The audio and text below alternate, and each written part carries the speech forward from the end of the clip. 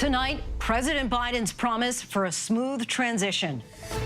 Campaigns are contests of competing visions. The country chooses one or the other. We accept the choice the country made.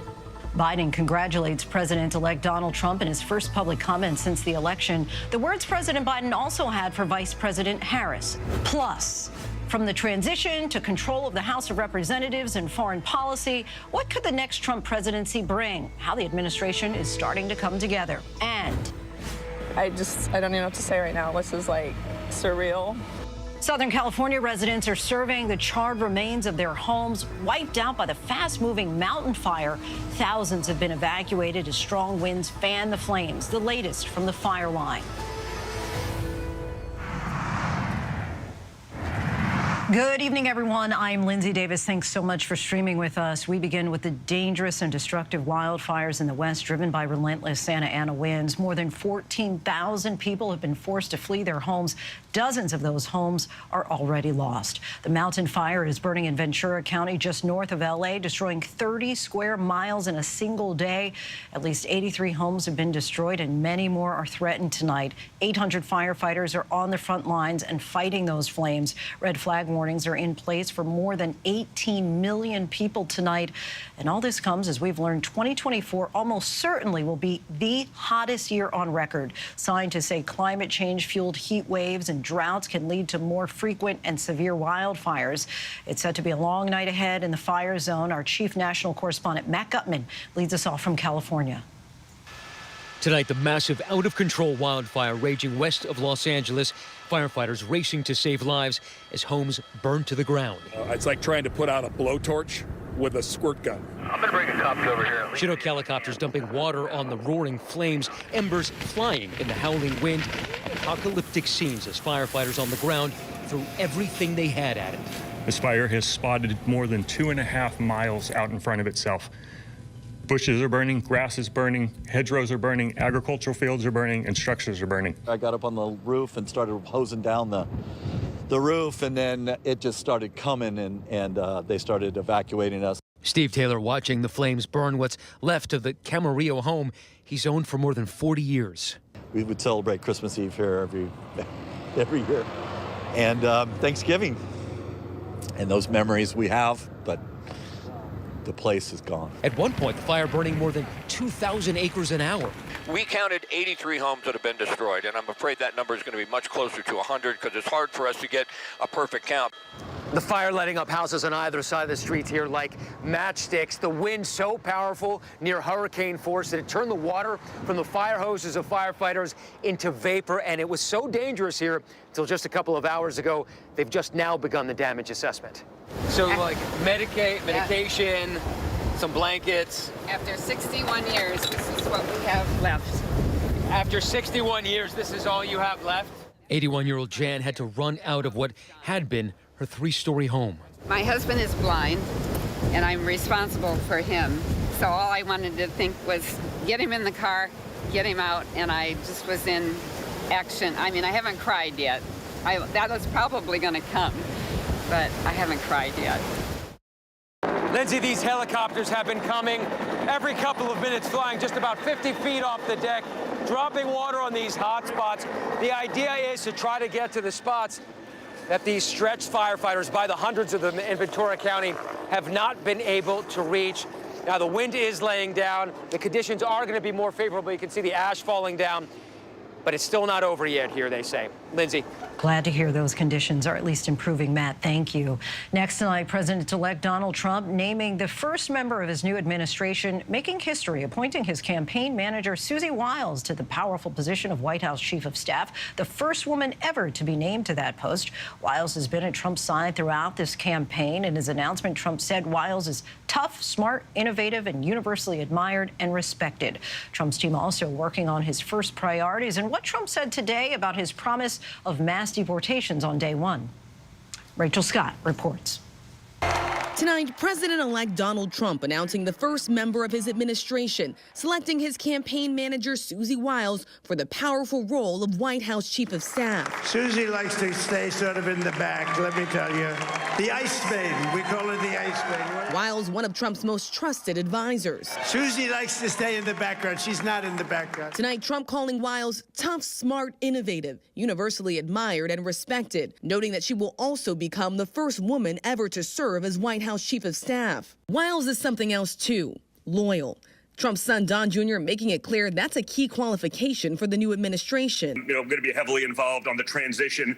I want to make sure now that we know who the real players are, the people who will actually deliver on the president's message, the people who don't think that they know better than the duly elected president of the United States. Trump's team also moving quickly to execute his day one priority, a crackdown on illegal immigration. America has given us an unprecedented and powerful mandate. Sources tell ABC News one of Trump's first orders of business will be to rescind any Biden administration policies that expanded opportunities for migrants to live and work in the U.S. We are also told Trump's aides are focused on how to carry out his promise of the largest mass deportation operation in American history. Today, when asked how much that would cost, Trump would only say it's not a question of a price tag. It's not. Really, we have no choice. Sources tell us the operation would initially target undocumented immigrants who have committed crimes. Trump's sweep of all 7 battlegrounds, a demonstration of his resounding victory. He made inroads into the Latino community, winning 55% of Latino men. He also won 56% of first-time voters, doubling his support from 2020. And he won a majority of working-class Americans, long the backbone of the Democratic Party. But this year, 50% of voters making under $100,000 a year. Today at the White House, President Biden addressing the election results. Yesterday, I spoke with President-elect Trump to congratulate him on his victory. And I assured him that I'd direct my entire administration to work with his team to ensure a peaceful and orderly transition. That's what the American people deserve. Biden saying he's proud of his Vice President, Kamala Harris. She ran an inspiring campaign, and everyone got to see something that I learned early on to respect so much, her character. She has a backbone like a ramrod. She has great character, true character. She gave her whole heart and effort, and she and her entire team should be proud of the campaign they ran. His message to the nation, this is how democracy works. Campaigns are contests of competing visions. The country chooses one or the other. We accept the choice the country made. I've said many times, you can't love your country only when you win.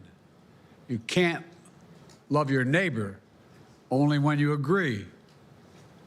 Something I hope we can do, no matter who you voted for, is see each other not as adversaries, but as fellow Americans. The president trying to serve as a peacemaker there. Rachel Scott joins us now. Hey, Rachel, what else are you hearing about Susan Wiles?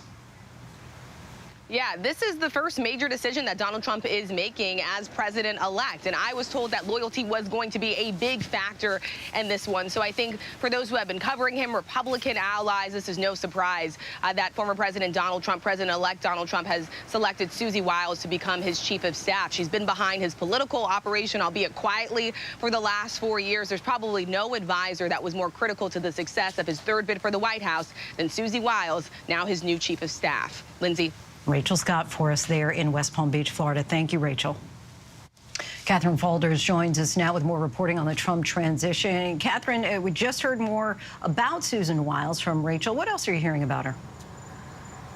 Well, look, I think Rachel really hit it there. The reality of this is that Susie has been in Trump's orbit for quite some time. If you think back to the last Trump administration and the chiefs of staff he had 4 of them. None of them wanted to stay. They had a hard time managing the Oval Office and people who would come in and out and the paper flow, et cetera. But Susie has been at the campaign for many years, since the beginning. The question is, how does she transition that role from a role in the campaign into the White House, managing the Oval Office? Will she be able to do that effectively with her boss in the West Wing? That is the big question, and we'll see how her management style is and if she's effective in that way. What else can you tell us about Trump's transition? Yeah, so we know that they are down here in Florida. Typically, the transition operations, the office space, would be in D.C. They have chosen that they want to do that down here in West Palm Beach. Mar-a-Lago, of course, is behind me. That's where Trump is. The offices are about 2 miles away from here, so he hasn't left site to go to the office, but we know that they are vetting all of these candidates for top jobs, top cabinet posts. That's well underway. They're building out these presentations. They're putting together, Lindsay, I'm told by sources, 2 to 3 names per post, per cabinet post, and then they'll present them to Trump. We saw, as we just talked about, the first staffing announcement today of Susie Wiles. I can expect that we will see more of these staffing announcements in the coming days. RFK and Elon Musk, what type of roles are you hearing that they may have in a Trump administration? Yeah, this is fascinating because they were 2 of the first people really to be around Trump since he won the election. Elon Musk was over at Mar-a-Lago. He's since left, but RFK is going to, at least if we are to believe what Trump says about this, that he's going to have a big role in the health policy. So that means potentially overseeing some of these health agencies. Now, I've spoken to sources who say they don't expect Kennedy to be the next HHS secretary, for example, but he does have an influence in terms of recommending people for these top posts, these top health jobs, which is alarming to some Republicans, even behind the scenes and transition advisors, because RFK has pushed conspiracy theories about vaccines. He has some pretty radical views on health. So that has alarmed some people, even inside Donald Trump's transition. Of course, that would be alarming to Democrats in lots of ways. So we'll see at least how his role develops during this 2.5-month period while they work to transition Trump back to Washington. And we know that he's also recommended taking fluoride out of drinking water, for example. I understand the intelligence community is preparing to provide President-elect Trump with intelligence briefings. Tell us more about that. Yeah, so this is what would typically happen. He is authorized to receive these intelligence briefings, but the question is, will he take the intelligence briefings? When he became the nominee, he said that he didn't want them. He could have gotten them then. He said he didn't want them. He thought that he already knew everything. He believed that the intelligence community might say that he's leaking the information. So I'm told by sources that he hasn't had one yet. The question is, when will he have them? There has to be some sort of formal request. I don't believe the transitions reached out to the intelligence community, but if they do, they are prepared to come down in a secure facility and brief Trump on national security information. All right, Catherine Faulders in Palm Beach, Florida. Thanks so much, Catherine. It's been almost 48 hours since polls closed, but the balance of power in Congress remains unclear. Joining us now is our White House correspondent, Mary Alice Parks. And Mary Alice, I know we still don't know which party will have control ultimately of the House. Do Democrats have a path forward here? Which races are you watching in particular?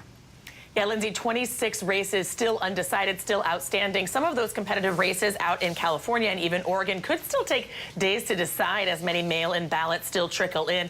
Look, Democrats say they still have a path. It is a narrow one. So far, we know that Republicans have picked up 6 seats. Democrats have flipped 3, but still that gives Republicans sort of 3 more seats than, of course, the majority that they already enjoyed. Going forward, there's a few competitive seats, like I said, out in California, also Colorado, Iowa. I do think when all the dust settles, a part of the story, though, will be that House Democrats did probably fare better in the end than Vice President Harris. It'll be interesting to sort of pick apart the data and see why. But some of really those contested areas in New York, in Pennsylvania, we're seeing kind of split results. So even if Republicans do keep control of the House, it'll likely be by a pretty slim margin, Lindsay. If Democrats were to flip control of the House, how big of a difference would it make in terms of how Trump governs? I mean, it would make all the difference. It is huge for any party to have unified control of both the White House and both parts of Congress. I think Democrats are really holding out hope because it would be some kind of check on a Trump administration. Like I said, I don't think it's very likely. I think it's a pretty slim path right now. But when you look at, like what Catherine was just talking about, some of those policies that the Trump team is already putting in place, already starting to sort of draft ideas around policy proposals around, like, for instance, mass deportation, something he has promised on the campaign trail, that would cost a lot of money. It helps a whole lot if you have Congress willing to back a proposal like that, willing to spend that kind of money to do such a large-scale operation. So if Democrats were able to keep control of the House, they could, of course, push back on some big policy proposals and at least the budget. As far as outstanding Senate races, where are we? What sticks out to you? So interesting in Pennsylvania, we have the Republican candidate there declaring victory, even though ABC News has not projected that race. The state's Secretary of State said that there is still about 100,000 outstanding votes there, provisional ballots, ballots coming in from overseas, military ballots. The Republican candidate's only up by about 30,000 votes, but he is declaring victory. Other really closely contested races in Nevada and Arizona. In Nevada, only about 10,000 votes separating the two candidates, but so interesting that both the Democrats in Nevada and Arizona are up in those races. Of course, we saw the Democrats in Wisconsin and Michigan win, even though Vice President Harris lost those states, Lindsay. And before I let you go, let's just go back to the House. Bottom line, will we know which party takes control in the next days, weeks? When do you think this is going to be resolved? I don't think weeks, but maybe more than days. I mean, the reality is some of those big states like California and New York, but also Colorado and Oregon, have relied so heavily on mail-in voting, especially in the last few years, that we could see it take some time for some of those mail-in ballots to come in. We're looking at some of those Southern California races as some of the races most likely to be decided by such a few number of votes that I think it could still really be a while. Like I said, whichever party does take control, it's going to be by a very, very slim margin. All right, Mary Alice, our thanks to you. Next tonight, multiple sources tell ABC News hackers working for China broke into the phone used by Donald Trump's lead criminal defense attorney, Todd Blanche, and were able to get text messages as well as record calls made on the phone. Here's Aaron Katursky. Tonight, new details on the lengths Chinese spies will go to infiltrate American politics and President-elect Trump. Multiple sources tell ABC News hackers working for China's intelligence service broke into the phone used by Trump's lead criminal defense attorney, Todd Blanche. The sources say in the lead up to the election, the hackers gained access to Blanche's text messages and captured audio recordings of some of his calls. We're told most of the communications involved family and friends, but tonight the FBI is working to determine whether more sensitive contacts were compromised. Sources tell us Blanche is under consideration for a role in the new administration after he defended Trump against criminal charges in New York and in 2 federal cases. The hack's part of a sweeping Chinese cyber espionage campaign to collect the private communications of prominent American officials. ABC News previously reported the Chinese attempted to hack phones used by Trump himself, Vice President-elect J.D. Vance, and people affiliated with the Harris campaign by infiltrating U.S. telecommunications firms like Verizon, Lumen, and AT&T. The Chinese clearly have the know-how to do this to anyone, Lindsay, but a senior U.S. intelligence official tells ABC News they're really interested in people with access to American secrets that China could use to shape policy, boost its military, or crush the U.S. economy. Lindsay? Aaron, thank you. A federal judge has threatened Rudy Giuliani with contempt if he fails to turn over property to the Georgia poll workers he defamed after the 2020 election. Giuliani owes Ruby Freeman and Shay Moss $148 million by November 14th. He's been ordered to turn over his Upper East Side apartment, sports memorabilia, Mercedes-Benz convertible, and luxury watches by that deadline. ABC News asked Giuliani if he regretted defaming the poll workers. Giuliani answered no. An attorney for Giuliani accused the workers of being, quote, vindictive. Now to the mass casualty emergency on a highway outside of Rochester, New York. A passenger bus rolled over during an overnight trip from New York City to Niagara Falls. 28 people were injured. 1 person remains in critical condition. Here's ABC's Trevor Ault.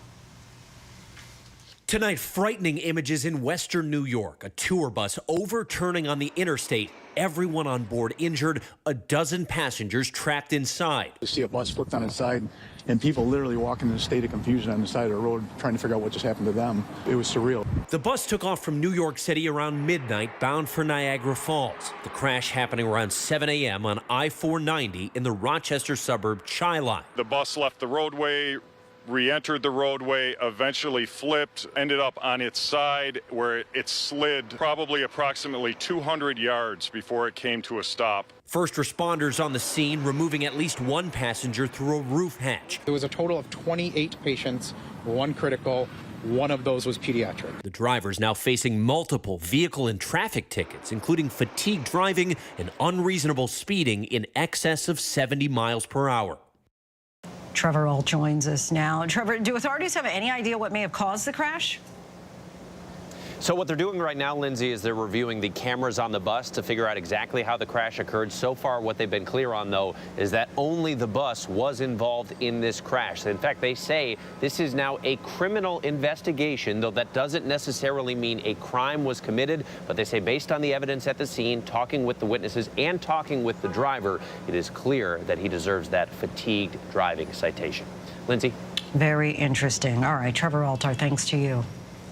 The fate of a man accused of killing 2 teenage girls on a hiking trail in Delphi, Indiana, is now in the hands of a jury. Deliberations started today, nearly 7 years after the murders of Abby Williams and Libby German. The case gained national attention when police released a recording of who they say is the suspect, Richard Allen, saying "down the hill," which was recovered on one of the victims' phones. Allen admitted to being on the same trail the day of the murders, but denied involvement and pled not guilty. Now to the murders of 4 college students in Boise, Idaho, nearly 2 years ago. Suspect Brian Kohberger was in court today. His lawyers are asking to have the death penalty taken off the table before the trial begins. Here's Armola Lengi. Tonight, accused killer Brian Kohberger back in court. His lawyers asking the judge to take the death penalty off the table if he's convicted for the grisly murders of 4 college students at the University of Idaho. When somebody sits on death row and there's no real means of executing them, that is dehumanizing to that person. Idaho can execute by firing squad when lethal injection is not possible. Kohberger's defense pointing to the difficulty of obtaining lethal injection drugs, along with a recent botched execution in the state when prison staff could not find an inmate's vein. If Kohberger ever reached death row, his team argued, not knowing the means of his execution would be inhumane. It is anxiety, it is fear, it is the not knowing. The judge today appeared to push back against Kohberger's arguments, saying Idaho's procedures have been fixed. The reality is if he is convicted, we know it's going to be a decade plus before that sentence would be carried out. And who knows what the methods may be then. Tonight, the family of Kaylee Gonsalves says if he's convicted, they want the ultimate penalty for Kohberger. If he did anything like he did to our daughter, to the others, he deserves to die. Well, the judge here, Lindsay, is expected to issue a written ruling at a later date. Meanwhile, this trial is scheduled to begin next August. Kohberger's defense attorneys say that Kohberger is innocent of the 4 murder charges, Lindsay. Mola, thank you. Tonight, authorities are searching for a gunman wanted for a series of highway shootings in Raleigh, North Carolina. In all, 6 vehicles have been targeted in the same area in recent days. Here's Faith Abube. Tonight, heavily armed police swarming this home after a string of terrifying shootings in Raleigh, North Carolina. At least a dozen cars and homes hit by gunfire. Alerting for shots into a vehicle at I-40 eastbound.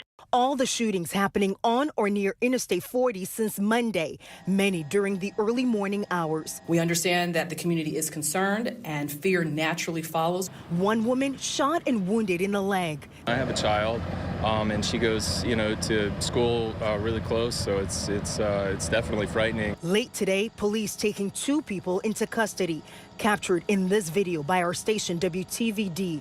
Authorities say one is a person of interest. The person of interest was inside the residence as well as someone else that's tied to that residence. Faith Abube joins us now. Faith, have police identified a motive for these shootings? Lindsay, they have not at this time. They haven't identified any possible motive. However, they are stepping up patrols in that area. Lindsay. All right, Faith Abube for us. Thank you, Faith.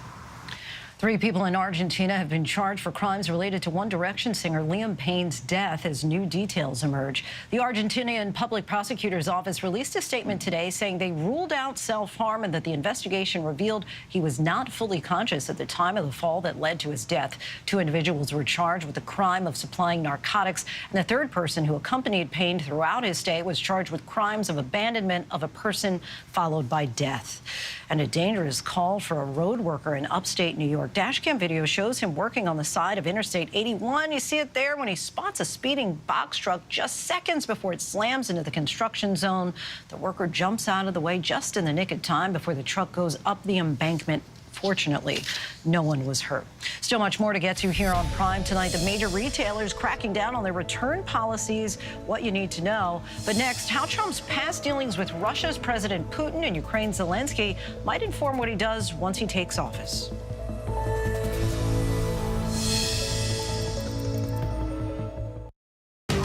would kill 2 teenage girls? Who would be so barbaric? Are you guys following the Delphi case? Because I'm about to lose my mind. A true crime frenzy. Internet sleuths trying to find answers. All right, you guys, there's actually huge breaking information in the Delphi murder trial. There was obvious blood around this tree. The high-stakes trial happening right now. What mysteries are being revealed? Who is the Delphi killer? Now streaming on Hulu. A Hollywood studio want us to make a movie of our podcast.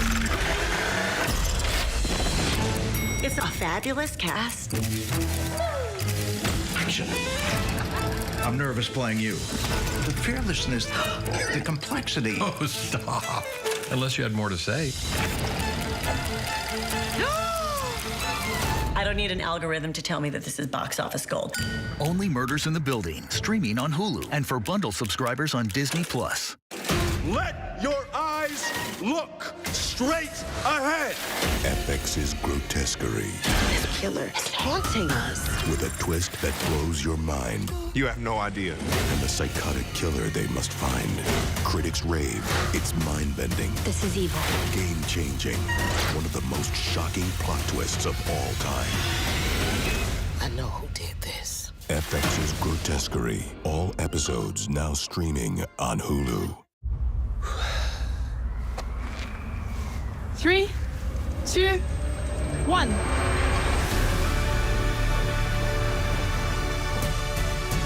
It's a 24/7 life together. It's not about the fear or the risk. It's about the love of flying. 3, 2, 1.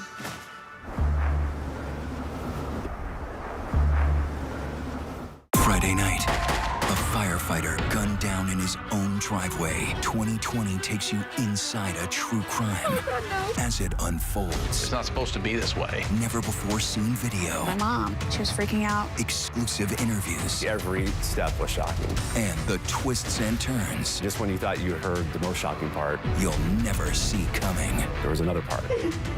Fire and Vice. The all-new 2020, Friday at 9/8 Central on ABC. This ship is heaven. There should be no guilt on a pleasure cruise.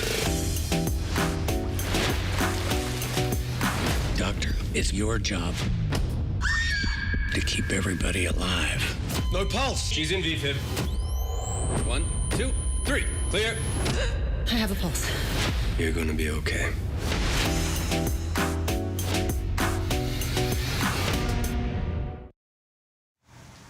Some ominous words today from Russian President Vladimir Putin on the heels of Donald Trump's re-election. Putin said the struggle for a, quote, new world order is underway and the moment of truth is coming.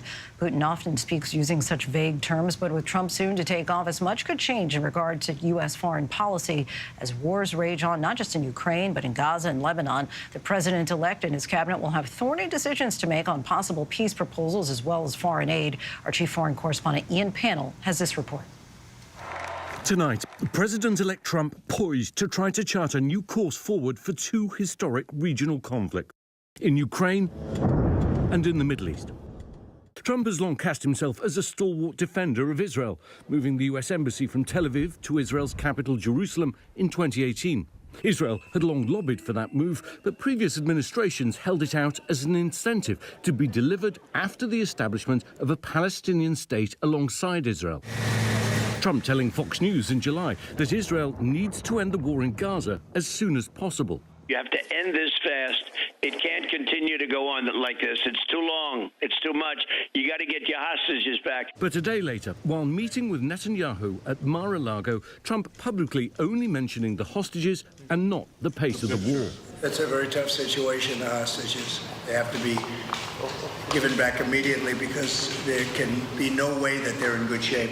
Trump's July comments coming after Netanyahu praised the former president during his address to Congress. As clashes continue between Israel and Iranian-backed proxies in Lebanon, Gaza and beyond, Israel and Iran have also traded fire directly in recent weeks. The Biden administration has sought to de-escalate tensions, urging Israel not to strike Iran's nuclear and oil facilities. Trump, however, urging less caution, saying last month that Israel should hit Iranian nuclear sites first and worry about the rest later, but also saying he'd be open to striking a new deal with Iran to prevent it from developing a nuclear weapon.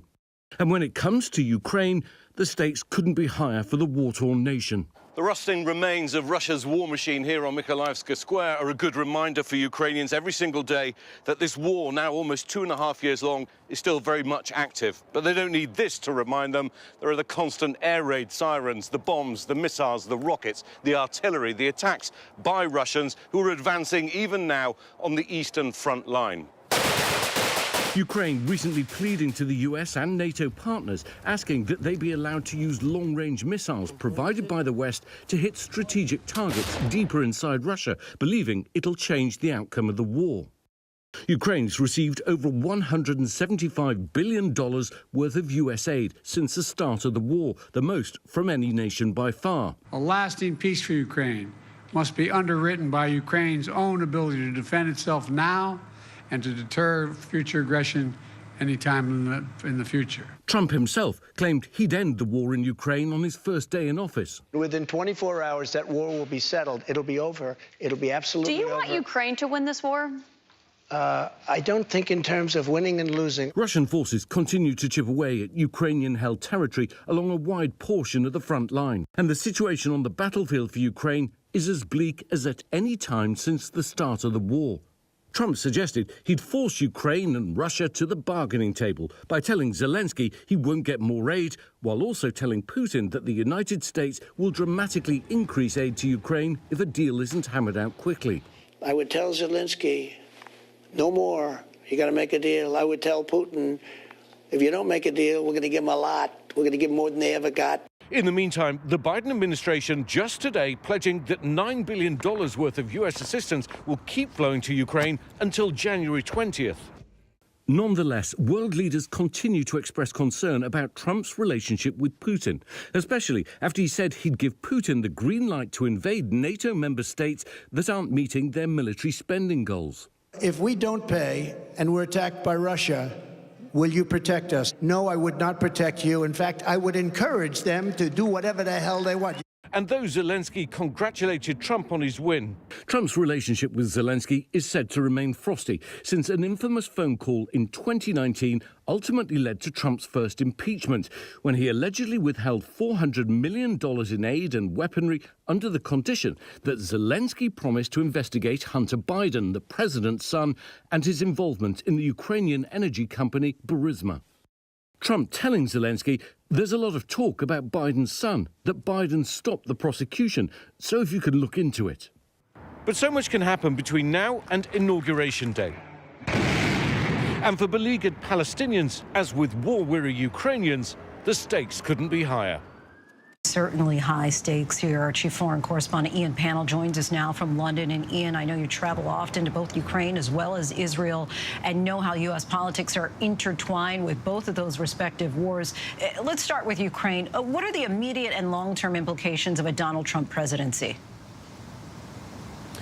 Yeah, it's a very good question. It's a question everyone in Ukraine is asking, and elsewhere. Suddenly Ukraine seems to become the #1 foreign policy issue, and certainly the #1 issue, I think, facing the president-elect, not least because he had promised on the campaign trail repeatedly that he would bring an end to the war between Russia and Ukraine within 24 hours. Now, that seems highly unlikely, but how is he going to approach that? We've already had a conversation between President Zelensky and Donald Trump. No conversation between Vladimir Putin, although both leaders, both Putin and President-elect Trump, have said they're ready for this. How do you bring an end to the war? The reality on the battlefield is that things look really bad for Ukraine at the moment, arguably as bad as at any point since the start of the war. So they need some kind of settlement. And when you talk to people inside Ukraine, they kind of accept that they've probably lost Crimea and probably lost Donbass. So I think a kind of longer-term solution potentially looks at accepting that that land has gone, but only in exchange for meaningful security guarantees. Again, talk to any Ukrainian, and the whole idea that America should be the arbiter of some kind of peace agreement, they'll talk to you about 1991. This was, of course, when Ukraine handed over its nuclear weapons, its fighter jets, its tanks, its armored personnel carriers, in exchange for security guarantees that proved to be meaningless when Vladimir Putin wanted to invade. So I think right now what we're seeing is haggling. Zelensky addressing 40-odd European leaders today, basically saying that it would be suicidal for Europe to just make an immediate deal to impose a deal on Ukraine. So Zelensky keeps talking about a just peace. In other words, a peace where Ukraine gets the security guarantees it wants. Vladimir Putin also saying that he's heard promises made on the campaign trail by Trump, and that he's also willing to at least listen to what those proposals are. Potentially, Donald Trump could shake up this conflict in a way that President Biden has been unable to. But we just have to wait and see what his promises actually mean in practice. It's fascinating that these conversations are starting to happen so quickly. And what about Israel's wars with Hamas and Hezbollah and the civilians caught in the middle in Gaza and Lebanon? Yeah, I mean, it's hard to see that things look any better for beleaguered Palestinians than they do for beleaguered Ukrainians at the moment, perhaps even less so. You know, remember, during his last term in office, as I mentioned in my report, President Trump moved the U.S. Embassy from Tel Aviv to Jerusalem, something that was pretty unthinkable before that time. He has a very good relationship with Netanyahu. Netanyahu issued this gushing message of support and congratulations to President Trump, or President-elect Trump, after his election victory. The two leaders have already spoken. Trump set out his stall as being strongly behind Israel. Now, of course, the Biden administration was also strongly behind Israel, and the policies of the Biden administration did little to help the Palestinians, especially in Gaza. But I think the question for Trump and for Netanyahu is Iran. I think Trump has said that he wants to bring an end to the conflicts that are going on in Gaza, in the West Bank, in Lebanon, and elsewhere. That is potentially possible as part of a wider regional deal that brings in other Arab countries. But Iran is the outlier here. I think President Trump seems to agree with Benjamin Netanyahu that Iran represents a real lasting danger to Israel. And the question is, what will the policies be to try and curtail Iran? You know, Israel's certainly looking for more length on the rope to be able to go after Iran. So I don't think there's going to be any immediate comfort or relief for the Palestinians or for people of southern Lebanon anytime soon. All right, Ian, panel for us. Ian, our thanks to you as always. And still much more to get to coming up. She gave it her all in Paris and was mocked for it. The competitor who's now saying enough is enough. But next, heat waves in the east, wildfires in the west. Will 2024 break heat records? That's tonight's By the Numbers.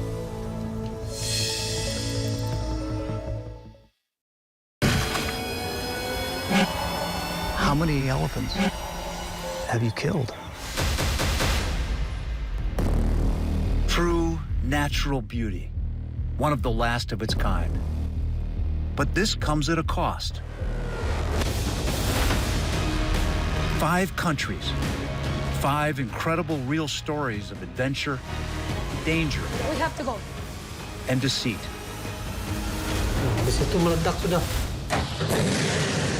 Where are we going next? We got this ongoing search for the animal we've been trying to find. These are the last lands. The national parks around the world that have to be saved.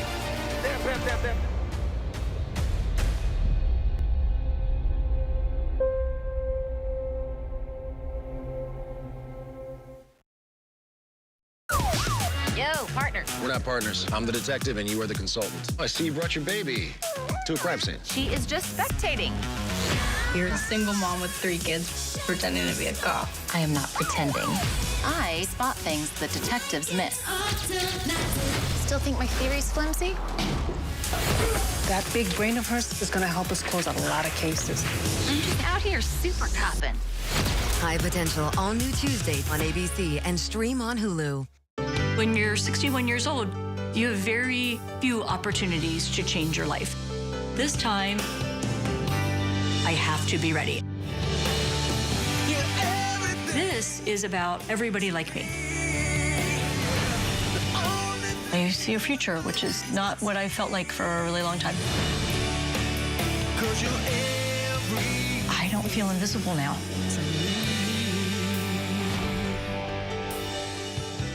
The news never stops. From Tampa, we are here tonight as Hurricane Milton has just made landfall. The surge just keeps coming up. Right on the border between Ukraine and Russia. In downtown Tel Aviv, rockets or missiles coming in. ABC News Live everywhere. We're not far from where this rally took place, so just stick with us here. Here in London. From the front lines. Off the coast of Gaza. Wherever the story is. We're going to take you there. You're streaming ABC News Live. ABC News Live. You're streaming ABC News Live. ABC News Live, streaming free everywhere. Who would kill 2 teenage girls? Who would be so barbaric?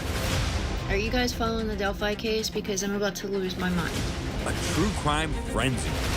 Internet sleuths trying to find answers. All right, you guys, there's actually huge breaking information in the Delphi murder trial. There was obvious blood around this tree. The high-stakes trial happening right now. What mysteries are being revealed? Who is the Delphi killer? Now streaming on Hulu. A Hollywood studio want us to make a movie of our podcast. It's a fabulous cast. Action. I'm nervous playing you. The fearlessness, the complexity. Oh, stop. Unless you had more to say. I don't need an algorithm to tell me that this is box office gold. Only Murders in the Building, streaming on Hulu and for bundle subscribers on Disney+. Reporting from Detroit, Michigan on Election Day, I'm Juju Chang. Wherever the story is, we'll take you there. You're streaming ABC News Live. Welcome back, everyone. As thousands flee the wildfires in Southern California and the Northeast itself remains bone dry, climate scientists are especially concerned that the planet as a whole is warming faster than we've ever seen in modern history. We'll lay it all out in tonight's By the Numbers. Representatives from 197 countries will gather next week in Azerbaijan at the annual COP28 meeting. The important event brings together tens of thousands of policy experts, diplomats, scientists, and activists. Their top concern that 2024 is on track to be the warmest year ever, almost a third of a degree warmer than 2023, according to Copernicus, the European Union's climate change service. And 2023 itself was previously the warmest year on record. The planet's average temperature over the past 12 months was 2.9 degrees above the pre-industrial average between 1850 and 1900. And back to the wildfires and drought we're currently experiencing, NOAA says 54% of the contiguous U.S. is now in a drought. That's the largest coverage in nearly 2 years, going back to December of 2022. And we still have much more ahead here on Prime. Coming up, easing mammogram anxiety, why there's less to fear than ever before, and what doctors want you to know. But next, monkeys escape from a research facility. The search now underway, and a warning to the public.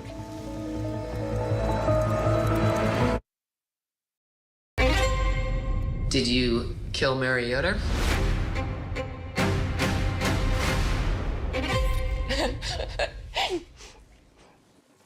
Sorry. No, I did not kill Mary Yoder. So it was a normal day until Mary started getting sick. No one really knew what was happening. Her eyes just looked terrified. In less than 48 hours, my mom went from her healthy self to having died. This is a mystery. How did she die? They begin to do this autopsy. It's just screaming, toxin, toxin, toxin. Did somebody intentionally do this to her? When the tests came back, I thought, yo, holy, are you kidding me?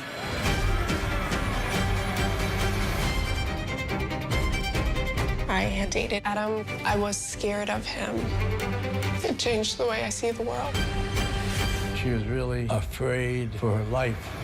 I do think Bill could have killed Mary. His wife died in July, and in November, he was dating his sister-in-law. There was nothing in the world that was making sense at that point. Caitlin Conley was guilty as sin. Are you okay? I'm scared. This girl thought she was smarter than everybody else. But there's another side to Caitlin Conley. Well, I'm not buying this little Miss Innocent game. Sequoia's a very small town. Everybody knows everybody. My garden club is very divided. People think she's innocent. I think she's guilty. Never heard of a case like this. Maybe a thriller. It was pure evil. We weren't quite sure what was coming next. I know it wasn't me. Sorry.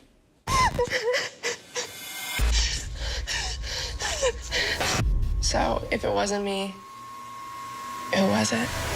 Little Miss Innocent. Passion, poison, prison. Only on Hulu. You're watching America's #1 streaming news, ABC News Live. Breaking news, exclusives, live reporting across the globe. Keep streaming with ABC News Live. America's #1 most watched daytime talk show is ABC's The View. You all heard it here first. I love it. I'm there for it. Hot topics, political views. That's what we're about. Voices that matter. It all goes down right here. That's why it's called the what? The View. I love it. I'm all in. Second that. This is going to be must-see TV. And so much could happen. 911, what's your emergency? Now streaming, 911 is delightfully wild. You ever seen anything like this before? It's a V-NATO. It's one of the most compelling. You managed to get a 400-pound tiger into a studio apartment. And explosive. Athena's on that flight, isn't she? She's flying it. Shows on television. I love you. Tell me in person. 911, Thursdays on ABC and stream on Hulu. The disturbing text messages sent to Black Americans following the election, saying farewell to the man behind an iconic message and the changes you need to know about before shopping for the holidays. These stories and more in tonight's rundown.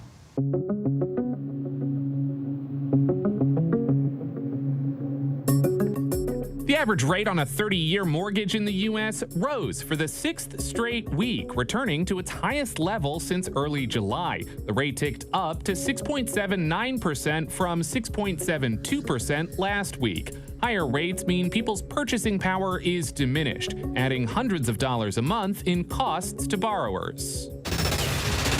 African Americans in multiple different states have reported receiving racially motivated texts a day before or after the election, with messages ranging from threats of the Ku Klux Klan to directives to pick cotton at the nearest plantation. First text I saw was somebody texting me, greeting me, first of all, greetings, and we will be there to pick you up for a cotton field.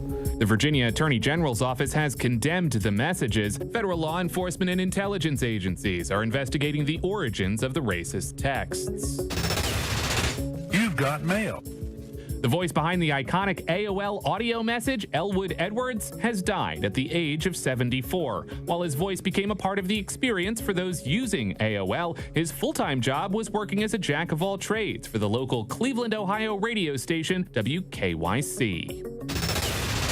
Monkeys on the loose. The search continues today for 40 primates that escaped from the Alpha Genesis Primate Research Center in Beaufort County, South Carolina. The primates were used for biomedical research. Officials say they are not carrying any infectious diseases and are not considered a public health disease risk. Authorities are asking for the public's help in tracking them down and warning people not to interact with them, but to instead call 911. The breakdancer Ray Gunn, who made headlines at the 2024 Paris Olympics, recently told Australian radio show Jimmy and Nath for Breakfast that she will no longer compete in breakdancing following backlash after her Olympic debut performances. I don't think people should feel crap about, the way that they dance. Gunn previously spoke out in August about the hate and backlash she received following her Olympic performance, and she said she continues to try and process the amount of attention she has received since then. Some major retailers are amending their return policies to crack down on possible fraud. Outdoor retailer REI confirming to ABC News that a small fraction of frequent returners will be banned from any exchanges or returns. This on the heels of Target announcing a new right to refuse refunds and exchanges if they suspect fraud, and Amazon, who in June tacked on a processing fee to items that have a high return rate.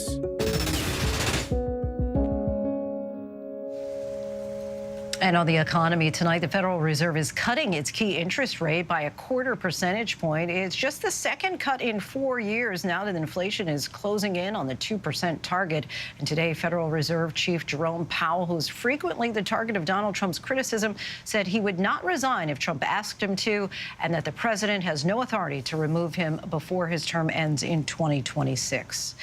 We waste a lot of food, more than 1 billion tons each year, and a lot of those leftovers end up in landfills where it turns into methane. That's the worst kind of greenhouse gas. But now Georgia State University is using artificial technology to do something about the food waste problem, helping their students get enough to eat without taking too much. ABC's News Chief Climate Correspondent Ginger Z shows us how it works. 7,500 meals. That's how much food the dining halls at Georgia State University in Atlanta serve every day.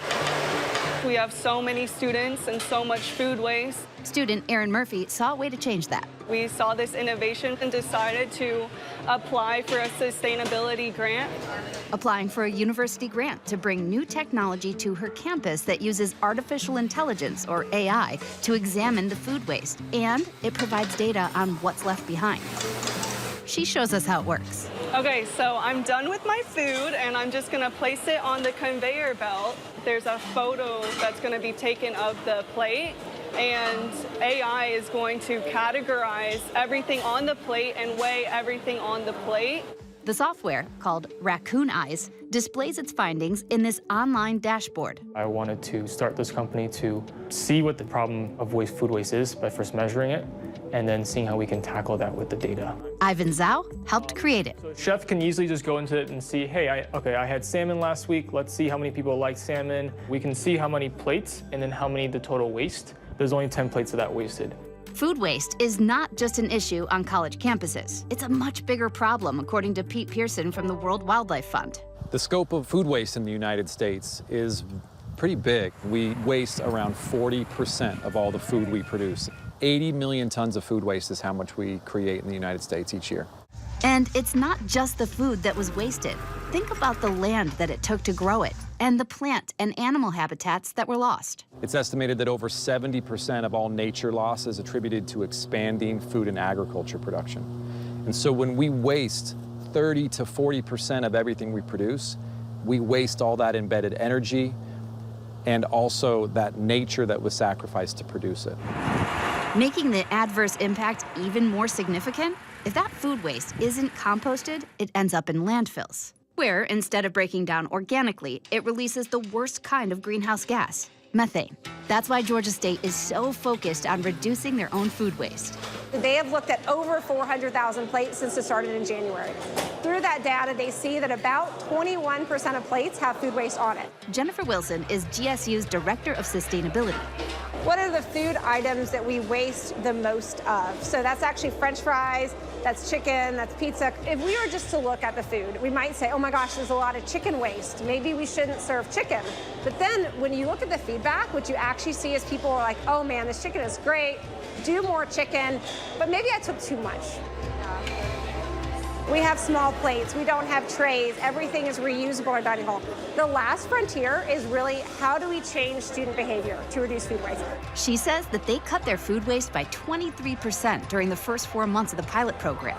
Crediting, yes, the AI, but also just students being more aware, visible in comments like, quote, sorry for my waste, left at the Raccoon Eyes kiosk.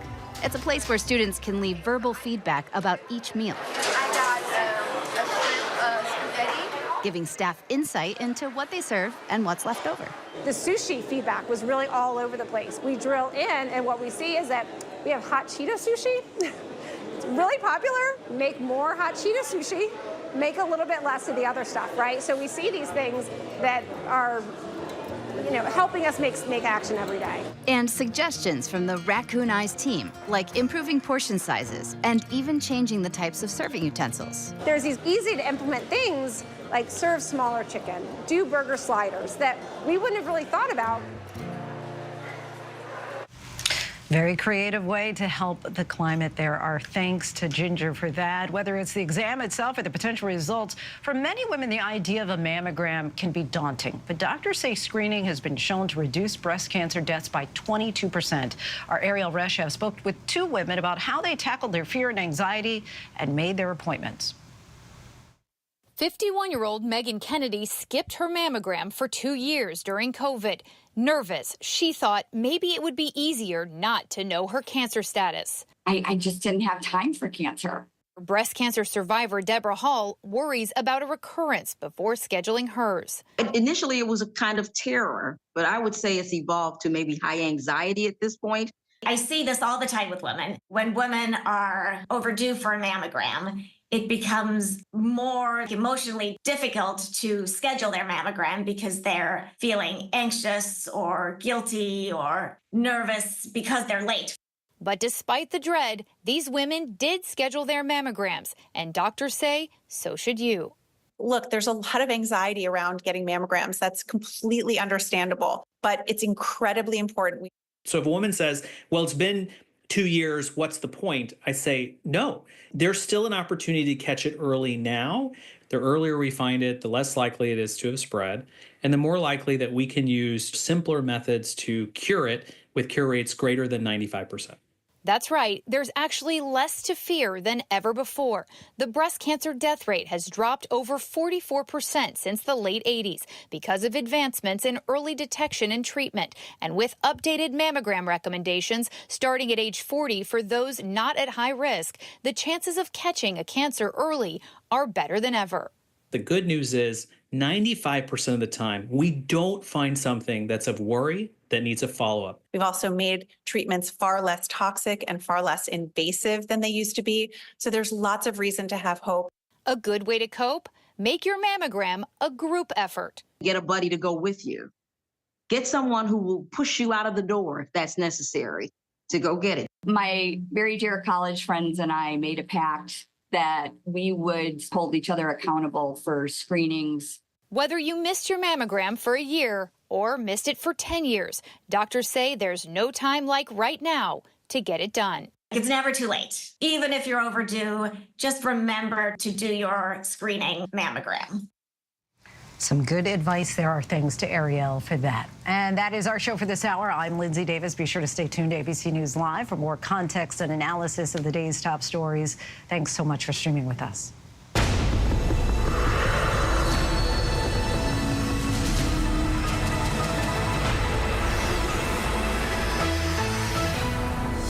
Coming up in the next hour, what we're learning about the Trump transition team and what it could tell us about his presidency, plus an update from California where wildfires are raging out of control tonight.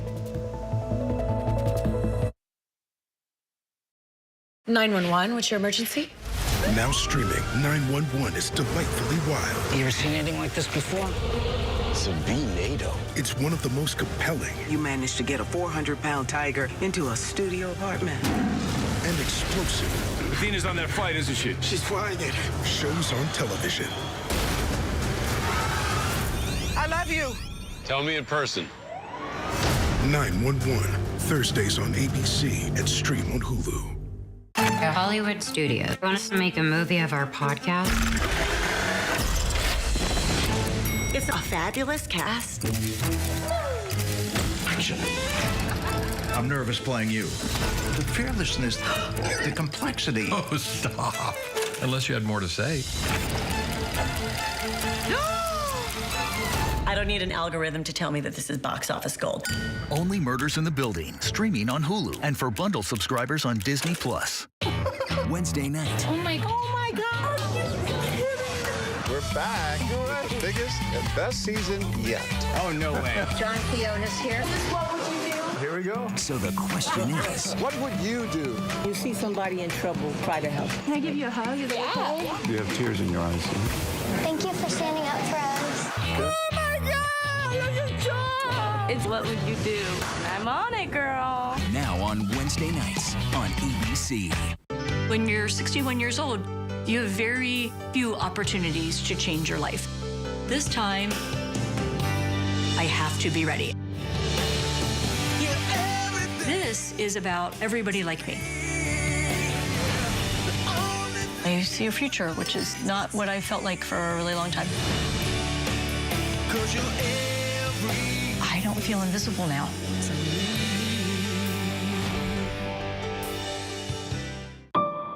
What does it take to be the most watched newscast in America? An operation to capture ISIS fighters. Is this our Combat Operations Center? We're approaching the gate now. Militants came in from 4 or 5 different directions. Operational nuclear reactor. So you have a couple loaded and ready to go. The house is destroyed, but the flag, there's not a tear in it. Not a tear in it. How important is this label right here, Made in the USA? Look at your smile. You're proud of this. I love this. Great work. Hi. Where are you? Where are you? Appreciate you. Thank you. David, good to meet you. Ismail? David. David. Yes, yes. I'm David Muir. I know who you are. You Watch do? you every night. ABC's World News Tonight with David Muir is America's most watched newscast. Reporting from Monterey Park, California, I'm Robin Roberts. Wherever the story is, we're going to take you there. You're streaming ABC News live. Good evening, everyone. I'm Linsey Davis. Thanks so much for streaming with us. We begin with the dangerous and destructive wildfires in the West, driven by relentless Santa Ana winds. More than 14,000 people have been forced to flee their homes. Dozens of those homes already lost. And tonight, California Governor Gavin Newsom has declared a state of emergency. The mountain fire is burning in Ventura County, just north of L.A., destroying 30 square miles in a single day. At least 83 homes have been destroyed and many more are threatened tonight.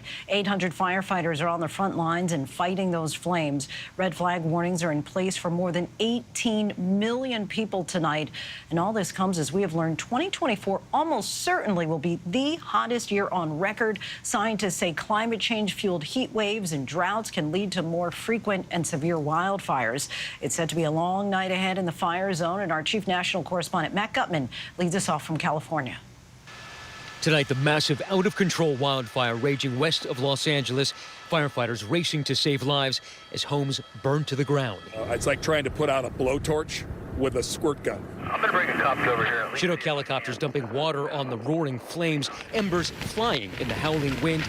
Apocalyptic scenes as firefighters on the ground threw everything they had at it. This fire has spotted more than 2.5 miles out in front of itself.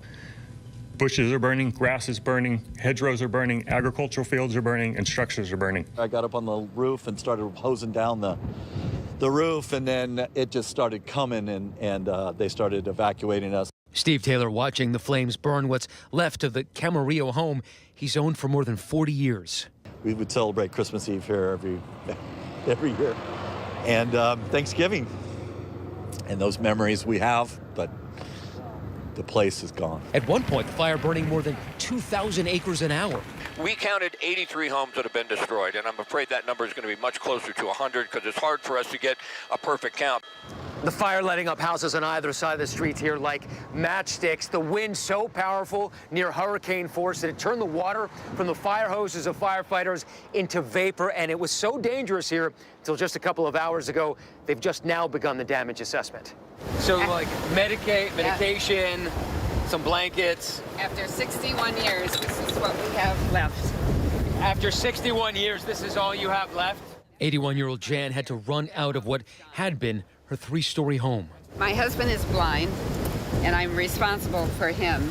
So all I wanted to think was get him in the car, get him out, and I just was in action. I mean, I haven't cried yet. That was probably going to come, but I haven't cried yet. People dealing with so much. Our thanks to Matt for that. Next tonight, President-elect Donald Trump naming the first member of his new administration, making history, appointing his campaign manager, Susie Wiles, to the powerful position of White House Chief of Staff, the first woman ever to be named to that post. Wiles had been at Trump's side throughout his campaign. In his announcement, Trump said Wiles is tough, smart, innovative, and is universally admired and respected. Trump's team also working on his first priorities and what Trump said today about his promise of mass deportations on day one. Rachel Scott reports. Tonight, President-elect Donald Trump announcing the first member of his administration, selecting his campaign manager, Susie Wiles, for the powerful role of White House Chief of Staff. Susie likes to stay sort of in the back, let me tell you. The Ice Maiden, we call her the Ice Maiden. Wiles, one of Trump's most trusted advisors. Susie likes to stay in the background. She's not in the background. Tonight, Trump calling Wiles tough, smart, innovative, universally admired and respected, noting that she will also become the first woman ever to serve as White House Chief of Staff. Wiles is something else too, loyal. Trump's son, Don Jr., making it clear that's a key qualification for the new administration. I'm going to be heavily involved on the transition. I want to make sure now that we know who the real players are, the people who will actually deliver on the president's message, the people who don't think that they know better than the duly elected president of the United States. Trump's team also moving quickly to execute his day one priority, a crackdown on illegal immigration. America has given us an unprecedented and powerful mandate. Sources tell ABC News one of Trump's first orders of business will be to rescind any Biden administration policies that expanded opportunities for migrants to live and work in the U.S. We are also told Trump's aides are focused on how to carry out his promise of the largest mass deportation operation in American history. Today, when asked how much that would cost, Trump would only say it's not a question of a price tag. It's not. Really, we have no choice. Sources tell us the operation would initially target undocumented immigrants who have committed crimes. Trump's sweep of all 7 battlegrounds, a demonstration of his resounding victory. He made inroads into the Latino community, winning 55% of Latino men. He also won 56% of first-time voters, doubling his support from 2020. And he won a majority of working-class Americans, long the backbone of the Democratic Party. But this year, 50% of voters making under $100,000 a year. Today at the White House, President Biden addressing the election results. Yesterday, I spoke with President-elect Trump to congratulate him on his victory. And I assured him that I'd direct my entire administration to work with his team to ensure a peaceful and orderly transition. That's what the American people deserve. Biden saying he's proud of his Vice President, Kamala Harris. She ran an inspiring campaign, and everyone got to see something that I learned early on to respect so much, her character. She has a backbone like a ramrod. She has great character, true character. She gave her whole heart and effort, and she and her entire team should be proud of the campaign they ran. His message to the nation, this is how democracy works. Campaigns are contests of competing visions. The country chooses one or the other. We accept the choice the country made. I've said many times, you can't love your country only when you win. You can't love your neighbor only when you agree. Something I hope we can do, no matter who you voted for, is see each other not as adversaries, but as fellow Americans. Rachel Scott reporting. Catherine Falders joins us now with more reporting on the Trump transition. Catherine, we just heard more about Susan Wiles from Rachel. What else are you hearing about her? Well, look, I think Rachel really hit it there. The reality of this is that Susie has been in Trump's orbit for quite some time. If you think back to the last Trump administration and the chiefs of staff he had 4 of them. None of them wanted to stay. They had a hard time managing the Oval Office and people who would come in and out and the paper flow, et cetera. But Susie has been at the campaign for many years, since the beginning. The question is, how does she transition that role from a role in the campaign into the White House, managing the Oval Office? Will she be able to do that effectively with her boss in the West Wing? That is the big question, and we'll see how her management style is and if she's effective in that way. What else can you tell us about Trump's transition? Yeah, so we know that they are down here in Florida. Typically, the transition operations, the office space, would be in D.C. They have chosen that they want to do that down here in West Palm Beach. Mar-a-Lago, of course, is behind me. That's where Trump is. The offices are about 2 miles away from here, so he hasn't left site to go to the office, but we know that they are vetting all of these candidates for top jobs, top cabinet posts. That's well underway. They're building out these presentations. They're putting together, Lindsay, I'm told by sources, 2 to 3 names per post, per cabinet posts, and then they'll present them to Trump. We saw, as we just talked about, the first staffing announcement today of Susie Wiles. I can expect that we will see more of these staffing announcements in the coming days. RFK and Elon Musk, what type of roles are you hearing that they may have in a Trump administration?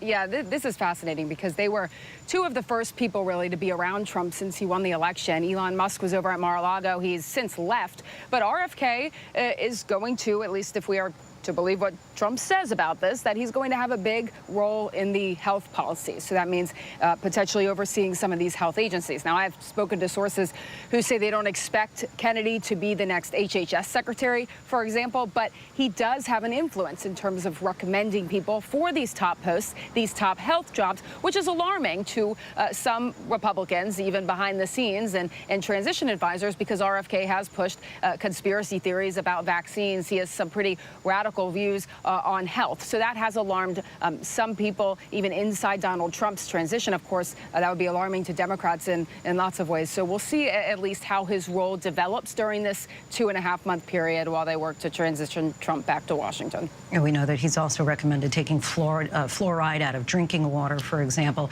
I understand the intelligence community is preparing to provide President-elect Trump with intelligence briefings. Tell us more about that. Yeah, so this is what would typically happen. He is authorized to receive these intelligence briefings, but the question is, will he take the intelligence briefings? When he became the nominee, he said that he didn't want them. He could have gotten them then. He said he didn't want them. He thought that he already knew everything. He believed that the intelligence community might say that he's leaking the information. So I'm told by sources that he hasn't had one yet. The question is, when will he have them? There has to be some sort of formal request. I don't believe the transition's reached out to the intelligence community, but if they do, they are prepared to come down in a secure facility and brief Trump on national security information. All right, Catherine Falders in Palm Beach, Florida. Thanks so much, Catherine. Russian President Vladimir Putin reacted to Trump's presidential win today. Our Patrick Reevell has what he said and the campaign promises President-elect Trump has made, which could shift the fate of the war in Ukraine. Hi, Lindsay. Vladimir Putin today with warm words for Donald Trump, congratulating him publicly following a speech in Russia, also saying he was impressed by Trump's reaction when he was nearly assassinated, saying that it showed he was courageous. Putin also said that he was ready to speak with Trump amid intense speculation around how Trump will handle the war in Ukraine as president. During the campaign, he said he could end the war in 24 hours through negotiations. Now, the Wall Street Journal today reported that one idea for a possible peace plan circulating in the Trump team would see the war frozen on its current lines in exchange for Ukraine promising not to join NATO for 20 years. The U.S. would continue to heavily supply Ukraine with weapons. Now, I spoke to the head of President Zelensky's political party, who told me it was too early to talk about specific plans, but warned Ukraine could only accept freezing the conflict if it receives real security guarantees from Western countries. And that will be challenging. Lindsay. Patrick, thank you. Now to the mass casualty emergency on a highway outside of Rochester, New York. A passenger bus rolled over during an overnight trip from New York City to Niagara Falls. 28 people were injured. One remains in critical condition. Here's our Trevor Ault. Tonight, frightening images in western New York. A tour bus overturning on the interstate. Everyone on board injured. A dozen passengers trapped inside. You see a bus flipped on its side and people literally walking in a state of confusion on the side of the road trying to figure out what just happened to them. It was surreal. The bus took off from New York City around midnight, bound for Niagara Falls. The crash happening around 7 a.m. on I-490 in the Rochester suburb Chi-Line. The bus left the roadway, re-entered the roadway, eventually flipped, ended up on its side where it slid probably approximately 200 yards before it came to a stop. First responders on the scene removing at least one passenger through a roof hatch. There was a total of 28 patients, one critical. One of those was pediatric. The driver is now facing multiple vehicle and traffic tickets, including fatigue driving and unreasonable speeding in excess of 70 miles per hour. All right, our thanks to Trevor. Now to the murders of 4 college students in Boise, Idaho, nearly 2 years ago. Suspect Brian Kohberger was back in court today. His lawyers are asking to have the death penalty taken off the table before his trial begins. Here's our Mola Lange. Tonight, accused killer Brian Kohberger back in court. His lawyers asking the judge to take the death penalty off the table if he's convicted for the grisly murders of 4 college students at the University of Idaho. When somebody sits on death row and there's no real means of executing them, that is dehumanizing to that person. Idaho can execute by firing squad when lethal injection is not possible. Kohberger's defense pointing to the difficulty of obtaining lethal injection drugs, along with a recent botched execution in the state when prison staff could not find an inmate's vein. If Kohberger ever reached death row, his team argued, not knowing the means of his execution would be inhumane. It is anxiety. It is fear. It is the not knowing. The judge today appeared to push back against Kohberger's arguments, saying Idaho's procedures have been fixed. The reality is if he is convicted, we know it's going to be a decade plus before that sentence would be carried out. And who knows what the methods may be then. Tonight, the family of Kaylee Gonsalves says if he's convicted, they want the ultimate penalty for Kohberger. If he did anything like he did to our daughter, to the others, he deserves to die. And still much more to get to tonight. The role issues regarding race may have played in voters' decisions this election. But next, the move to broaden abortion rights in Mexico.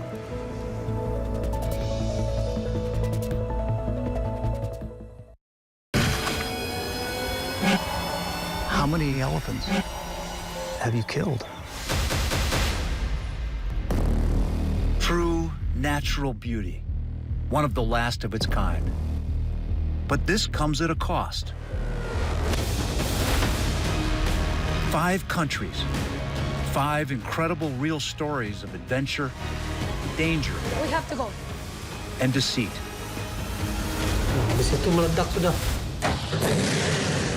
Where are we going next? We got this ongoing search for the animal we've been trying to find. These are the last lands. The national parks around the world that have to be saved.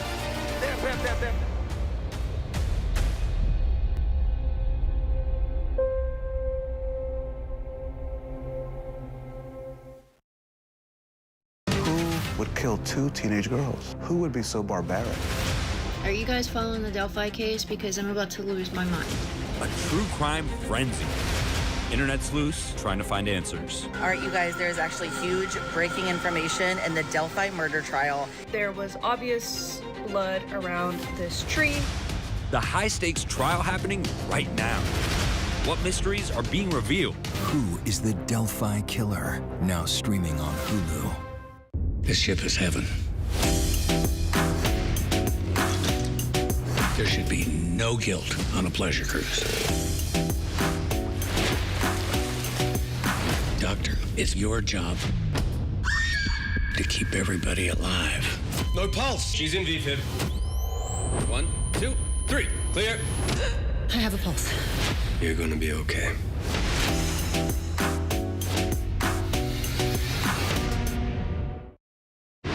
I'm Matt Gutman in Gadara, Israel, at a school hit and that historic Iranian missile strike. Wherever the news is, we'll take you there. You're streaming ABC News Live. Welcome back. We're tracking several headlines around the world. Pro-abortion groups rallied outside Mexico City's Congress to support the local deputies' initiative to fully decriminalize abortion in Mexico's capital. The new proposal aims to remove the penal code articles that criminalize pregnancy termination after 12 weeks. Protesters donning green handkerchiefs symbolizing the decriminalization of the abortion movement chanted slogans asserting their right to bodily autonomy. Residents in the capital of Mozambique expressed concern about the recent spate of violent protests sparked by disputes over the win in last month's elections. Human rights groups say at least 18 people have been killed in the police crackdown on the protest over the October 9th vote, which extended the ruling party's 5 decades in power. Civil society groups and Western observers have said the election was unfair and that the results were altered. Breaker Rachel Ray Gunn's signature kangaroo bounce will not be seen on a competitive stage again after the Australian declared she could not bring herself to battle following the backlash over her Paris Olympic performance. Gunn became an overnight sensation after losing all 3 of her round-robin battles when breaking made its Olympic debut in Paris. The 37-year-old was mocked online and in the mainstream media for everything from her moves to her green official team kit. And we turn now back to the presidential election and the role issues regarding race may have played in voters' decisions. We're joined now by author and Vanderbilt University African-American Studies professor, Mr. Michael Eric Dyson. Thank you so much for joining us. How much of a role do you think that Vice President Harris's race and gender played in the decision that some made to vote against her or just outright sit it out? The constant and relentless harping on her race in a negative fashion, in a pejorative way, by both the president and vice president to be, Vice President to be Vance and President-elect Donald Trump, was certainly impactful and effective. It was destructively effective, but nonetheless, so it created a concern about her identity, who she was as a black woman, her quote, recent embrace of her blackness, seeming as if she had changed course in the middle of the flow. And as a result of that, he was able to effectively create doubt in some people's minds about whether or not a black woman would be capable of duly occupying the office of the American presidency. But as you know, many voters say, look, it came down to one thing only, the economy. The cost of eggs is too high. It had nothing to do with her race and gender. So why do you think that, how would you respond to that argument? I'm sure earlier versions of white supremacy articulated through, presidential campaigns had an argument when Jim Crow was at its height, when lynching was at its height, when the effective rape and pillage and plunder of black culture was at its height. I'm sure they also had some good ideals economically that might have played out. So it is a red herring and a false equivalency to say that on the one hand, I could ignore all of the racist cant that was being perpetuated by the other side because I really wanted to embrace concerns about the economy. If one is demoralizing and humiliating a human being, that ought to raise questions about the moral temperature in the room, so to speak. And to ignore all of that to say, hey, I'm more concerned about my pocketbook than I am about the conscience of the nation is quite unreasonable. One of the numbers that stood out to me from election night was 71%. 71% of the electorate was white. Now, that number actually jumped 4 points from the last presidential election. The trend historically has been that the electorate is getting less and less white. So right. What that says is, because our country is becoming more diverse, so what that says is a lot of minorities simply did not show up to vote. In addition, we also know a lot of minorities did vote for Trump, some at the highest margins we've ever seen. So why do you think that is? Well, first of all, when we look at those numbers in terms of 71%, let's flip it this way statistically.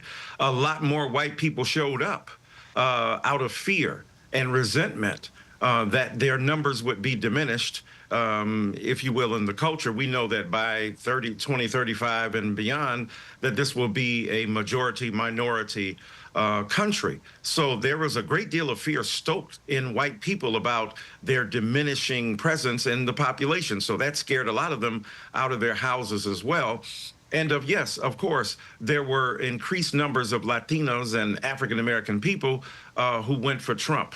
And as a result of that, not overwhelmingly, but enough, of course, to sway the balance. Well, and Latinos, it was pretty overwhelming. Latinos, it was. Yeah, it was pretty darn high. But among African-American people, not as much. So we could ask of Latinos, given a man who is deeply opposed to both immigration on the one hand and to Latino identity on the other. Think about Mexicans who were considered to be rapists and the S-hole countries that Mr. Trump spoke about. So despite the manifest expression of racial bigotry, Latinos en masse went for him. Now, some of that has to do with conservative cultural and especially religious values about abortion. And given the disproportionate numbers of Latinos who are Catholic, that would have been a serious consideration for many of them. And then buying into the belief that those immigrants that were coming were also undermining my position as a well-established Latino here. So the intra-racial, intra-ethnic division was certainly pronounced among Latinos for sure. Professor Michael Eric Dyson, we thank you so much for your time. Thanks for having me. And still to come, we're checking in at a restaurant with a super young owner. The news never stops. From Tampa, we are here tonight as Hurricane Milton has just made landfall. The surge just keeps coming up. Right on the border between Ukraine and Russia. In downtown Tel Aviv, rockets or missiles coming in. ABC News Live everywhere. We're not far from where this rally took place, so just stick with us here. Here in London. From the front lines. Off the coast of Gaza. Wherever the story is. We're going to take you there. You're streaming. ABC News Live. ABC News Live. You're streaming ABC News Live. ABC News Live, streaming free everywhere. When you're 61 years old, you have very few opportunities to change your life. This time, I have to be ready. This is about everybody like me. I see a future, which is not what I felt like for a really long time. I don't feel invisible now.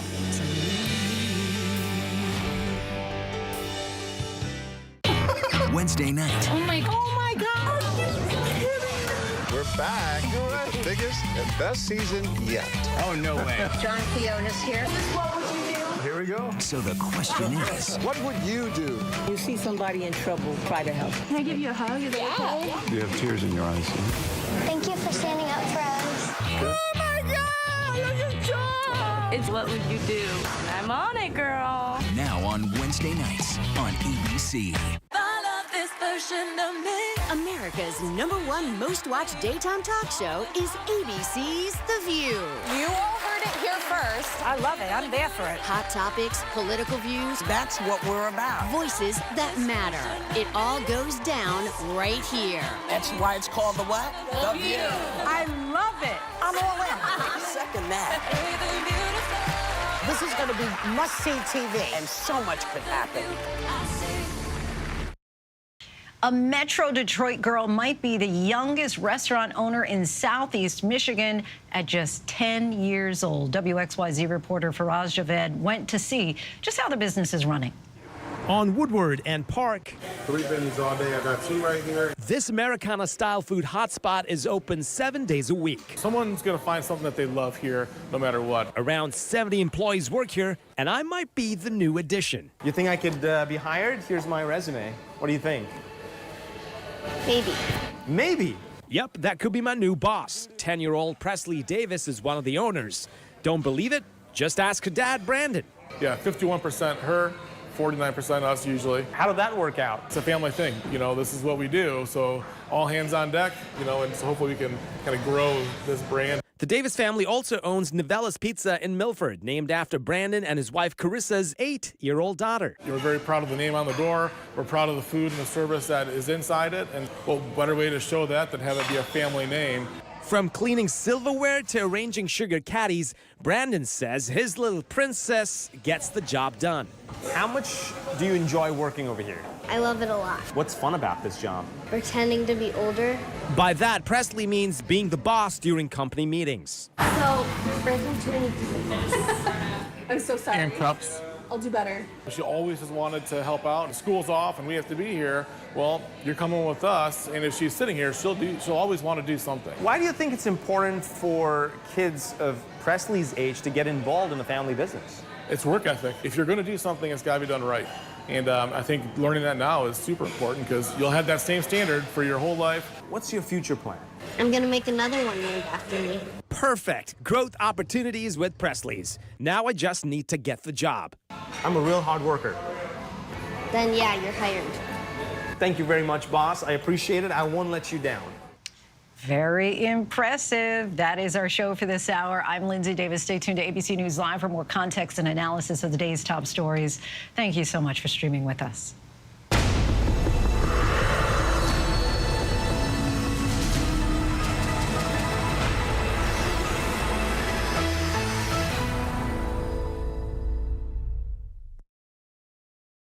Whenever, wherever news breaks, it's so important to always remember that lives are changed. Here in London, in Buffalo, Uvalde, Texas, Edinburgh, Scotland. Reporting from Rolling Fork, Mississippi, Ukrainian refugees here in Warsaw. We're heading to a small community outside of Mexico City, getting you behind the stories as they happen. ABC News Live Prime. We'll take you there. Stream ABC News Live weeknights wherever you stream your news. Only on ABC News Live.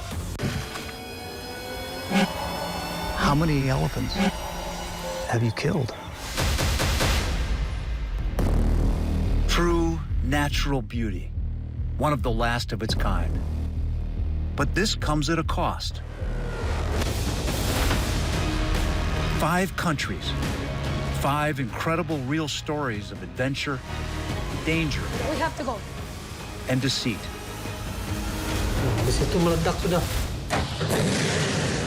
Where are we going next? We got this ongoing search for the animal we've been trying to find. These are the last lands. The national parks around the world that have to be saved.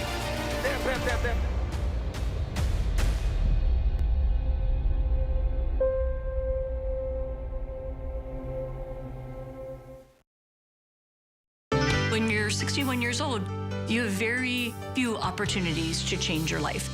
This time, I have to be ready.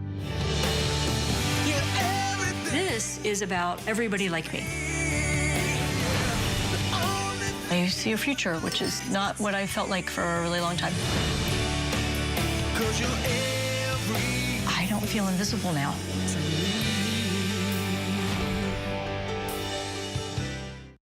What's good to watch, read? Where can I get a great deal on what I'm just dying to buy? Oh, it's all right here. GMA Life. All the exclusive and buzziest celebrity good stuff. Deals and steals with amazing savings and the coolest lifestyle tips from Good Morning America. I love that so much. GMA Life. Streaming weekends on ABC News Live. Your weekend just got a little better with GMA Life. This is Nightline. She did the unthinkable, the unimaginable, the unforgivable. I want to say to my babies that your mama loves you so much. For a moment in time, Susan Smith had the entire nation hanging on her desperate pleas. But after days of television appearances, her deception revealed. Susan Smith has been arrested and will be charged with 2 counts of murder in connection with the deaths of her children. Now, 30 years after a jury convicted her and sent her to prison for life, the 52-year-old convict is getting her first chance at parole. Tonight, those who remember the case vividly telling us why she should not go free. The jury truly believed and chose to give her life, believing she would spend the rest of her life in prison, being remorseful, thinking about Michael and Alex. Even her ex-husband coming out in a rare television interview. She doesn't deserve to ever be free again. On October 25th, 1994, Susan reported what we now know was a fake story about how a black man with a gun carjacked her and drove off with her son still strapped into their car seats. I've been on the highway in this same area with my children at that exact same time. It's too close to your heart. The idea of a white woman accusing a black man of a crime where that man did not even exist, it's always the ability to kind of point to that boogeyman, point to that black man that committed the crime. Susan and her husband appeared together as a united front, David believing Susan's pleas. And your mom and dad are going to be right here waiting on you when you get home. I love you so much. To the public, it was compelling stuff. To the authorities, they had questions early on. Behind the scenes, law enforcement is focusing more on the discrepancies, and little by little, her story was unraveling. On November 3rd, 9 days after the boys went missing, investigators confronted Susan, and the 23-year-old confessed. We're going to make a brief announcement. Susan Smith has been arrested and will be charged with 2 counts of murder in connection with the deaths of her children, Michael, 3, and Alexander, 14 months. I almost dropped to my knees. I mean, did he say kill? How could she have 2 children and do them like that? This was a stunning moment. The woman who's on TV calling for help, she's the one who did this? In her handwritten confession, Smith wrote that on the night of October 25th, she didn't want to live anymore. She detailed how she was in love with someone very much, but he didn't love her and never would. She says she decided to kill herself and her sons because she didn't want them to grow up without a mom. She drove to John DeLong Lake, got out of the car, put it in neutral, and let it roll down the boat ramp into the water with her boys inside. Tommy Pope is now a state representative in South Carolina. Back then, he was the lead prosecutor in the case. I tried a lot of horrible cases, but the media component just took everything you would normally have in a case and put it on steroids. For months, the focus of the nation was on this tiny town, hitting a fever pitch just days before the trial when investigators reenacted the crime. At trial, prosecutors played that reenactment and heard testimony from one of the divers who described seeing a small hand against the car window at the bottom of the lake. The jury also heard from her ex-lover, Tom Findlay. You have someone saying, yeah, I was in this relationship with her and broke it off because I didn't want the responsibility of children. Now, the finger's pointed directly at her. I think it gives her the intent. Susan Smith's main defense, her mental health. They focused a lot on her background, on what had happened to her as a child, being molested, being troubled, and tried to portray her as something other than a monster. The jury found Susan guilty after just 2 hours of deliberation. There was a tough psychological component going here. People didn't want to believe that a mother could do that. It made it tougher with the jury in that regard because you want to at least find a mental health reason. Fortunately, the jury came back with murder. When the sentencing decision came down in late July 1995, just moments ago, the jury of 9 men and 3 women decided that Susan Smith should spend the rest of her natural life in prison. now 52, Susan has been behind bars for more than half her life. Her records show details of misbehavior, including at least 3 instances of drug use. She was also sanctioned for mutilation. In 2015, 20 years after her son's murders, Susan wrote a letter to a local newspaper. She said, "I'm not the monster society thinks I am. I am far from it. Something went very wrong that night. I was not myself. I was a good mother and I loved my boys." She maintains that she had no motive and she was not in her right mind. That's an argument she can try with the parole board and hope that with today's better understanding of mental health and the impacts of sexual trauma, they may listen. From what we see of South Carolina so far in the year 2024, only 5% of people have been released on parole. So the chances of Susan Smith being released are that much smaller. We reached out to Susan Smith for comment, and she has yet to respond. She has reportedly been calling family and male friends, saying she's convinced she will be let out.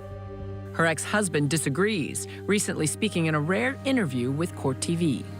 I'm going to do everything in my power to make sure you stay behind bars.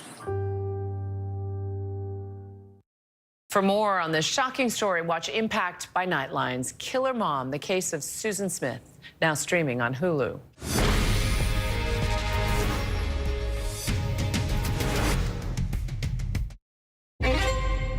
Did you kill Mary Yoder?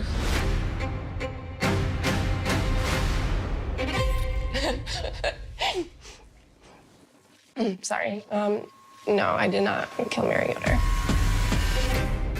So it was a normal day until Mary started getting sick. No one really knew what was happening. Her eyes just looked terrified. In less than 48 hours, my mom went from her healthy self to having died. This is a mystery. How did she die? They begin to do this autopsy. It's just screaming, toxin, toxin, toxin. Did somebody intentionally do this to her? When the tests came back, I thought, yo, holy, are you kidding me?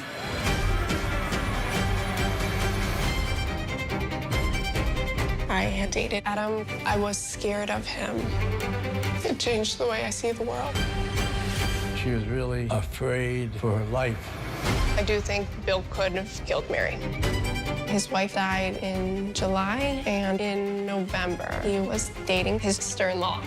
There was nothing in the world that was making sense at that point. Caitlin Conley was guilty as sin. Are you okay? I'm sorry, I'm scared. This girl thought she was smarter than everybody else. But there's another side to Caitlin Conley. Well, I'm not buying this little Miss Innocent game. Sequoia's a very small town. Everybody knows everybody. My garden club is very divided. People think she's innocent. I think she's guilty. Never heard of a case like this. Maybe a thriller. It was pure evil. We weren't quite sure what was coming next. I know it wasn't me. Sorry.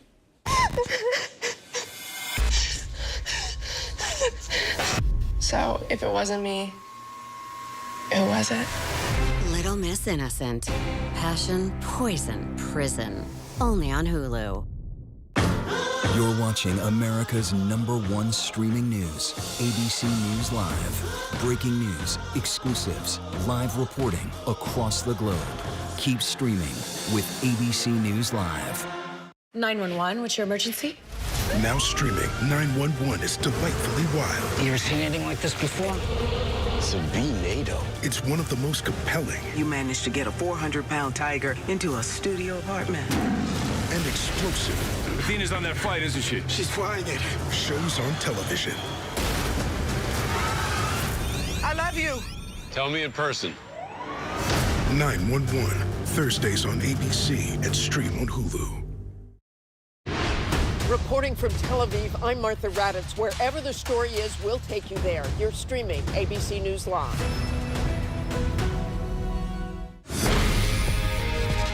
We are joined now by actress, singer, and fashionista Ashley Park from Broadway fame and film and TV fame, earning a number of nominations, including a Tony and a Grammy and others as well. Welcome to Nightline. Thank you for the intro. I know. Well, now, of course, here. season 4 of Emily in Paris. Bravo. But I want to start, before we get to the new season, with your health scare, because it was serious. You wound up in the ICU earlier the year. For a while. Yeah, I had sepsis, and I had several organs failing, and it was a wild, it was a very challenging time, and I wasn't able to fly home before starting to film season 4. You would never know when you're watching the season that I missed a whole month of filming, but yeah, it was a pretty challenging way to start the season. But you look really healthy through the season and now. I'm glad to know. Thank you. But also, this isn't your first health battle. You beat leukemia as a teenager, and I read that your Make-A-Wish trip was to here, to New York City. Yes, it was. And that you saw a bunch of Broadway shows, and that inspired you. Yeah, it's a reason I work with and love the Make-A-Wish Foundation so much. My wish was, I'd never been to New York City, and I loved musical theater. I'd never seen a Broadway show, so it was to come and watch my first Broadway show here. And years later, I think around with Mean Girls and a couple other shows, I helped grant wishes. It was a very full circle kind of thing. That's amazing. You've had much success on Broadway and in film and streaming. But let's take a look at some of your work on Emily in Paris season 4. Oh, baby, baby, oops, you think I'm in love, that I'm sent from above. I'm not that innocent. You see, my problem is this. I'm dreaming away, wishing that heroes, they truly exist. First of all, that voice is fabulous. That was Oops, I Did It Again at the Crazy Horse, right? Yes, the absolute best. I went to go watch the show 7 times before as just a pure fan. It's true performance art, and those are real Crazy Horse dancers dancing with me. Your character, Mindy, is known for her fashion lateness, and your fashion, the character's fashion has evolved over the seasons. How do you think it reflects your character? And by the way, you look fabulous in your Prabal thank Gurung. you, Prabal Gurung, yes. I think that what I love so much about this show is it doesn't really tell you what fashion has to be, but just kind of the limitless possibilities in terms of expressing yourself through fashion. And so I feel like all of the characters really have their own fashion rhetoric. And Mindy's language, I love it. I think I say, like, Mindy marches to the beat of her own fashion drum. And the art really imitates life. Your on-screen BFF is your best friend, Lily Collins, and your on-screen love is your off-screen love as well. I think those are probably the two biggest blessings that, I mean, this show has afforded us so many wonderful things and a beautiful connection with people all over the world. But I gained my best friend for life in Lily. She's like a true sister to me. I don't think this experience would have been anything that it is without her, especially for me personally. And Paul Foreman, too. You know, I met him through the show. And you had a beautiful post, which I teared up over, about how he stood by you through your health challenges. Yes, I mean, it's wild to watch this season back and know so often there are so many ways in which I wouldn't have been able to be part of this season. The only reason is because Paul Foreman was with me. And I'm so proud of our relationship and how supportive and unconditional we are with each other. And same goes for Lily. And so those are two pillars in my life for sure. That's lovely. You've had a number of screen credits, including Joyride, which had a lot of Asian Americans on screen and off screen. But you also had representation in the form of your Tony-nominated performance in Mean Girls, which you played a role which was originally played by a white actor. What's it like showing up in both types of representation? I understand the responsibility in being a face that represents people, but I think for me, what I appreciate so much about whether it be Emily in Paris and Mean Girls, when people would come to watch that, is that to have people watching and viewers all over the world or in the audience or anything associate an Asian face with warmth, friendship, music, the person you can count on, a safe place, laughter. To be associated with that, I feel like that's how change really happens. It really moves the needle forward a bit. And I know that the next season takes place in Rome. Give us a little preview of that, but also what's next for you beyond all of it? Oh my gosh. Well, yes, the end of the season we go to Rome. I don't know what's going to happen. Hopefully I'm in it. I suspect. Yes, but right now we're really just celebrating and getting to share this season. I'll tease just to you, I do have a song of my own coming out. Nice. Soon. We heard it here first. Thank you so much, Ashley Park, for joining us. Thank you. And congratulations on all of it. Thanks. And of course, Emily in Paris Season 4 is now streaming on Netflix.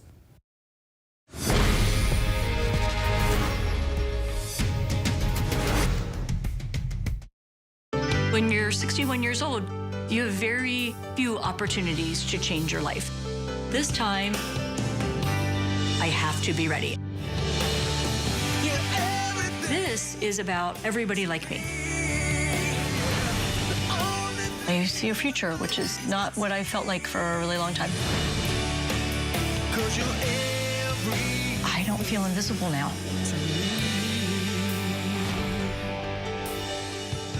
The news never stops. We are here in Israel, a nation at war. Hurricane Helene screaming across the state. And that's why ABC News Live never stops. Taking you to the center of the story. As news breaks live. ABC News Live is there for you all morning live. Right there. As events unfold across the day, breaking down the day's top stories. ABC News Live Prime going there, wherever the story is. And ABC News Live lighting up the weekend. ABC News Live. Because the news never stops.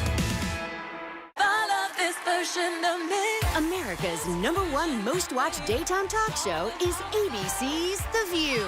You all heard it here first. I love it. I'm there for it. Hot topics, political views. That's what we're about. Voices that matter. It all goes down right here. That's why it's called the what? The View. I love it. I'm all in. Second that. This is going to be must-see TV. And so much could happen. 911, what's your emergency? Now streaming, 911 is delightfully wild. You ever seen anything like this before? It's a B-NATO. It's one of the most compelling. You managed to get a 400-pound tiger into a studio apartment. And explosive. Athena's on that flight, isn't she? She's flying it. Shows on television. I love you. Tell me in person. 911, Thursdays on ABC and stream on Hulu. You're watching America's #1 streaming news, ABC News Live. Breaking news, exclusives, live reporting across the globe. Keep streaming with ABC News Live.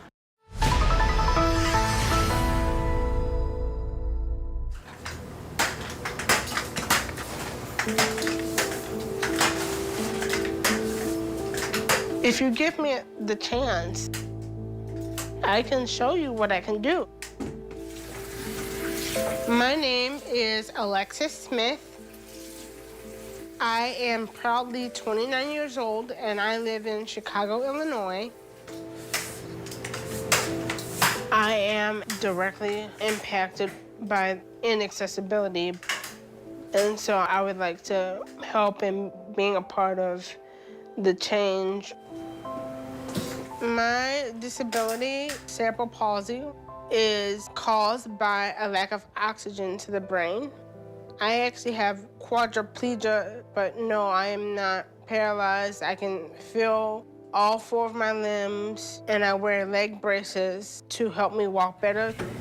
Hey, good morning. Good morning. I have caregivers that come in on the daily basis.